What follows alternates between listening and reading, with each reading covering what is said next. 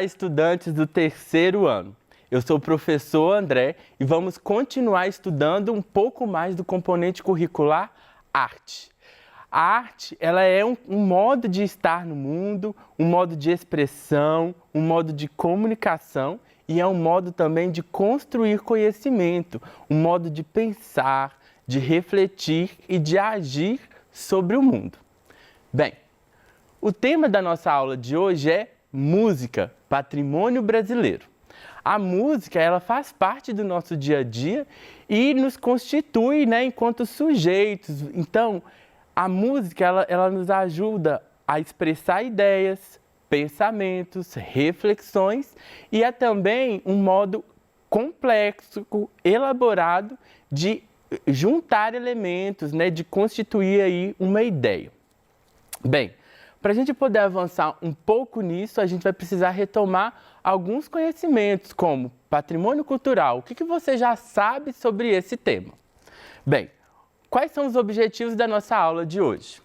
Traçar um panorama da história da música brasileira, compreender a música como patrimônio cultural, reconhecer alguns aspectos da musicalidade brasileira, mineira, me desculpem, como cultura imaterial. Bem, você já pensou como que a música pode ser um patrimônio cultural? Então a gente vai precisar retomar um pouquinho desse conceito. Vamos lá? Música como patrimônio cultural. Patrimônios culturais se constroem no tempo. Assim, formamos nossa bagagem cultural, nossa história no decorrer do tempo. Algumas músicas ficam no passado, fazendo parte da história. Outras são revisitadas em adaptações e regravações. Bem, será que você já ouviu alguma música e achou meio estranho? Falei assim, gente, que música é essa? Muito provavelmente essa música ela estava refletindo um momento muito específico. Dizia a respeito de um modo que aquela época estava pensando aqueles temas, se relacionava com aqueles temas. E como também as pessoas se interagiam naquele momento. E aí, como diz o nosso texto aqui, o patrimônio cultural ele é como se fosse uma bagagem. Ou seja, é tudo aquilo que eu vou guardando, vou preservando e vou levando para a vida, para a minha vida sempre. Ou seja, ela faz parte da minha história, ela constitui as minhas memórias, talvez faça parte até mesmo das tradições às quais eu participo. Então, se a gente pensar um pouco aí nas músicas brasileiras, a música sertaneja, é um gênero musical que está aí há muito tempo. Se a gente compara essa música sertaneja lá da década de 70, 80 com a música sertaneja de hoje, existe uma mudança muito grande. Você concorda comigo? Então, a gente precisa compreender que existe todo um legado musical também construído no nosso país. E é sobre isso que a gente vai aprofundar um pouco mais. Bem, vamos relembrar então o conceito de patrimônio cultural? São os conjuntos de bens culturais, sejam eles materiais ou imateriais, que são considerados importantes para um povo. O patrimônio cultural é tudo aquilo que decidiu-se eleger como identidade do nosso povo. Vamos focalizar aqui no nosso país. O patrimônio cultural nacional são aqueles elementos, manifestações, modos de fazer que foram considerados únicos nossos. E a música é um desses elementos. E aí, a gente vai precisar, então, diferenciar o que é patrimônio material e patrimônio imaterial. Patrimônio material é todo aquele que existe fisicamente.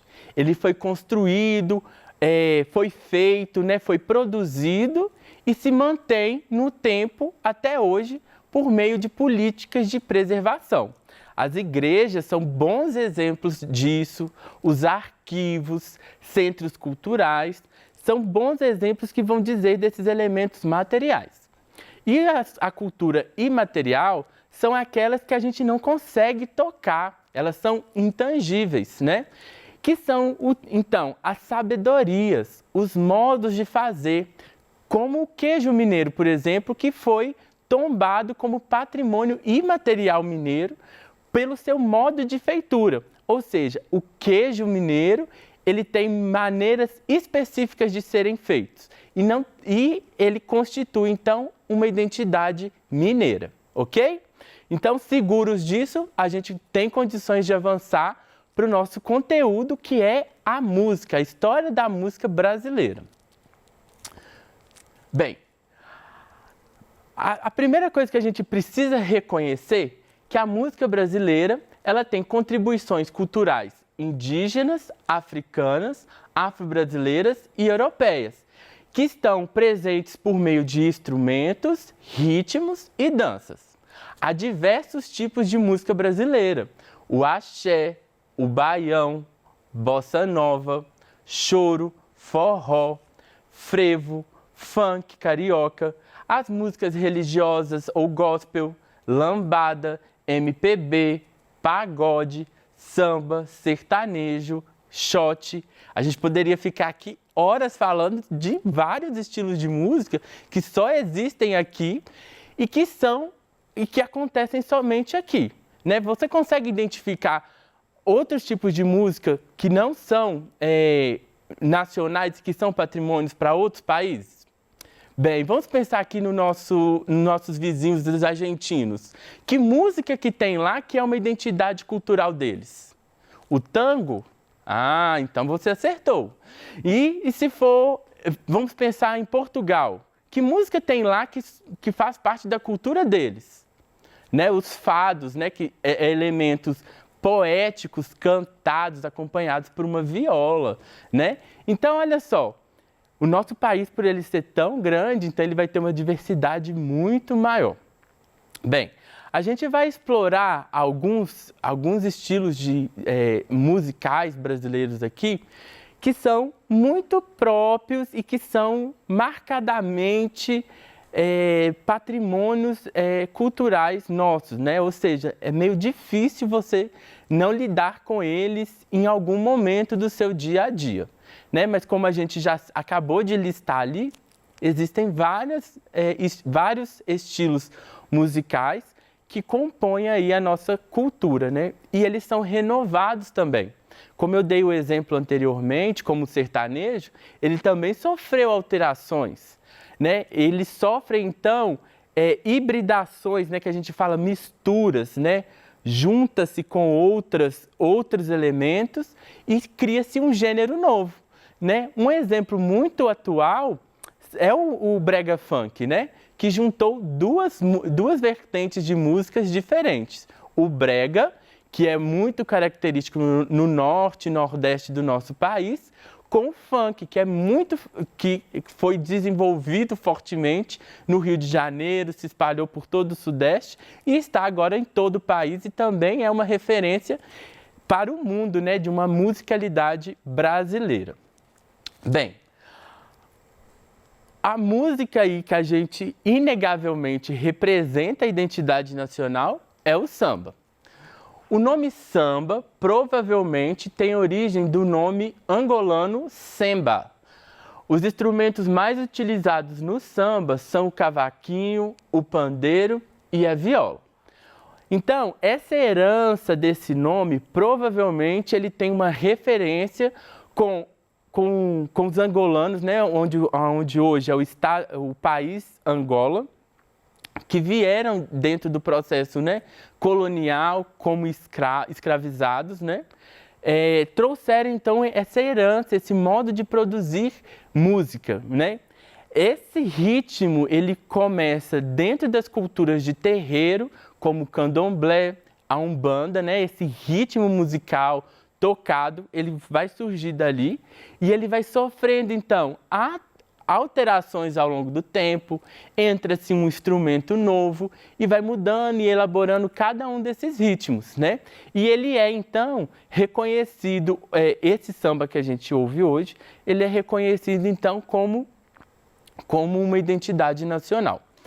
Isso é muito interessante para a gente compreender que nada na nossa cultura ela permanece da mesma maneira para sempre. Elas vão tendo alterações, né? E o samba, ele tem ainda alguns diferenciais, né? Ele teve, então, alterações nos seus modos de fazer.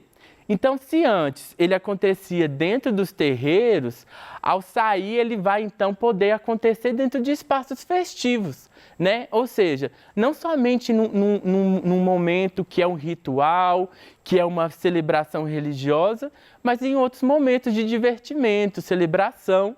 E aí é onde surge o samba de roda, né? Onde as pessoas vão se divertir, vão dançar ali.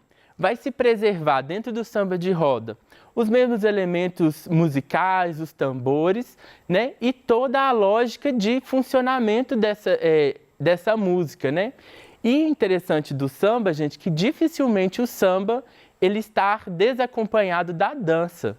Sempre quando você vai ver o samba, as pessoas estão dançando. Dificilmente as pessoas ouvem o samba e estão sentadas, né? Então, você já ouve o samba, as pessoas já querem dançar.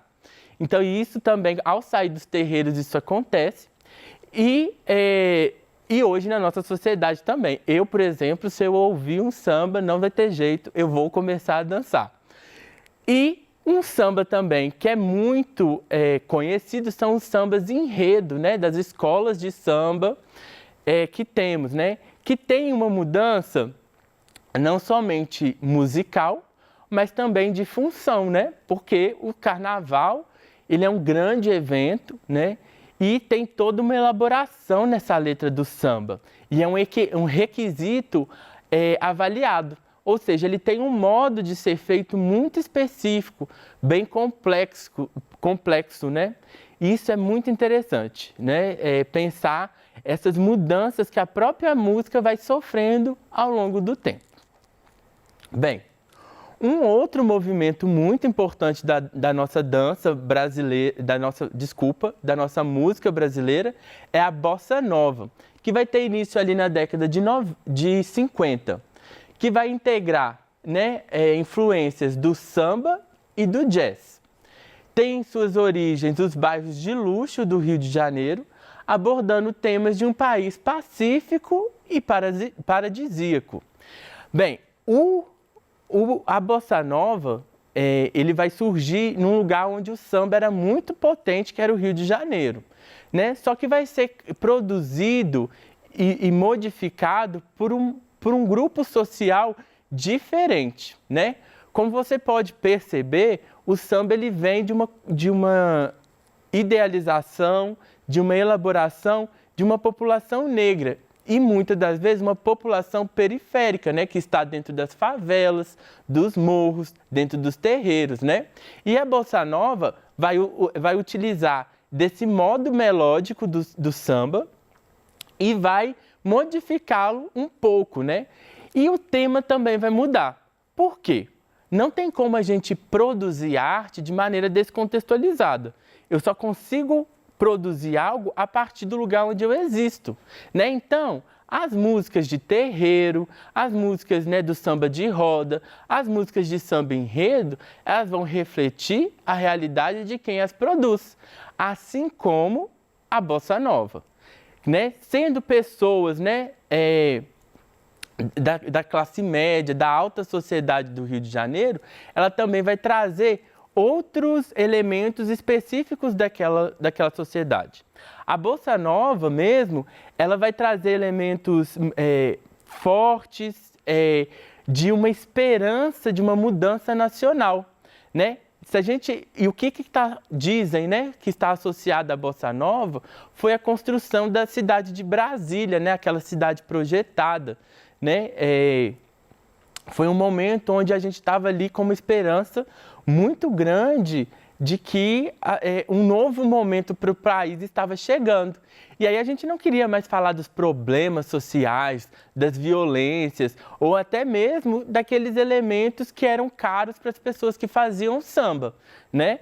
E aí na Bossa Nova, essas pessoas vão falar então dessa sociedade, de um país pacífico, de um país paradisíaco. E aí quando a gente fala de Bossa Nova, provavelmente você vai se lembrar imediatamente de Garota de Ipanema, né? Que vai então trazer todos os elementos dessa sociedade carioca, né? E também dessa sociedade paradisíaca e etc.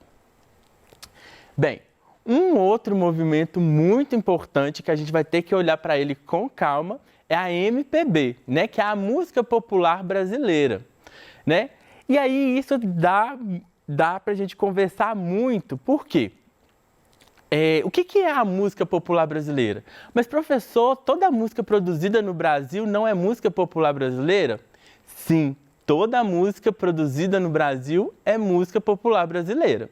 Mas o que a gente vai conversar agora é de um movimento específico que aconteceu na década de 1960, que é onde a MPB surge, né? Atualmente, a gente já compreende que toda a música produzida no país é MPB, né? Mas, quando esse termo surge, ele surge dentro de um contexto específico, né? Que vai surgir dentro do contexto da ditadura militar. As músicas tinham conteúdos de contestação ao regime ditatorial e às injustiças sociais. Elis Regina, Chico Buarque, Caetano Veloso, Maria Bethânia, Gilberto Gil são os nomes importantes desse movimento que aconteceu, né? Então, se afastando, né, da Bossa Nova, que estava falando então de um país pacífico e belo, e um país feliz, né, para as pessoas viverem, as pessoas que estavam produzindo a MPB queriam falar das problemáticas que atravessavam esse país, né? E todas as violências que eram produzidas por essas diferenciações, né? Então, muitas dessas pessoas, né, que produziam música nessa época foram perseguidas pela censura por causa dos conteúdos que traziam nas suas letras, problematizando todo aquele contexto. Ou seja, se a gente analisar esses três estilos de música, a gente percebe o quanto a produção de música ela é contextualizada e específica, né? Bem, dito isso, a gente precisa então analisar as musicalidades que permeiam patrimônios imateriais mineiros, ok? Olha aqui, nós temos a imagem de um congado mineiro acontecendo, né? E a gente vai ter, então, elementos, né, como tambor, a gente tem as gongas que vão nos pés ali, que é um instrumento de percussão que vai trazer ritmo, né, para essa música.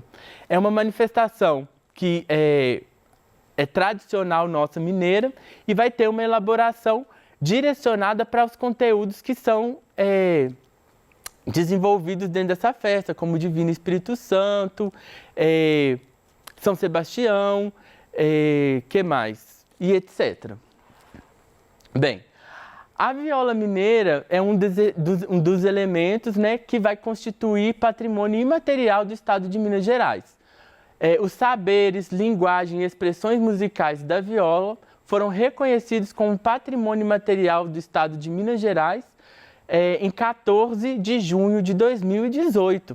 Ou seja, é uma conquista muito recente. Esse modo de tocar, essa presença dessa música na nossa região, em Minas Gerais, é um elemento que vai constituir, então, uma identidade nossa, né? Esse modo de tocar essa viola, as músicas que são possíveis de serem produzidas a partir dela, são características, né?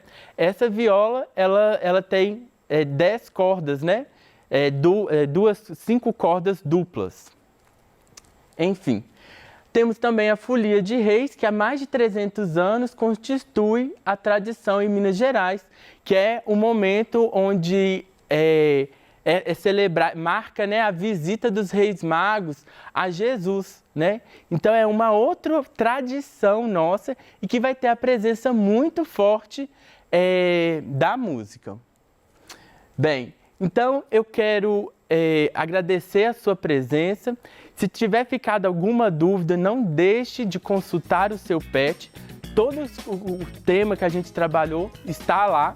E também, se ficou alguma dúvida, mande para o nosso Tira Dúvida que a gente poder responder ao vivo, ok? Muito obrigado!